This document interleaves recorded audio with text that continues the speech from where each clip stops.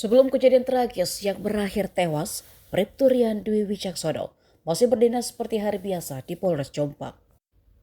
Hal itu diungkap Kasih Humas Polres Jombang Ibtu Kasnadin dilansir dari Tribun Jatim.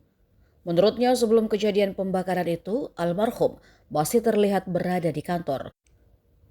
Sebab Ibtu Kasnasir mengatakan masih sempat bertemu korban.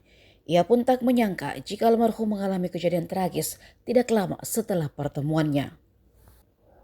Apalagi seingatnya korban dikenal baik dan pendiam ketika berada di kantor. Begitu pula rekan kerja di Polres Jombang yang tidak melihat tanda-tanda permasalahan korban. Jenazah Bribtu Rian Dwi Wicaksono dimakamkan di kampung halamannya di Desa Sumberjo, Kecamatan Pelandaan, Kabupaten Jombang, pada Minggu 9 Juni 2024 sore. Almarhum dimakamkan di tempat pemakaman umum sekitar 300 meter dari rumah duka di Dusun Sambong, Desa Sumberjo.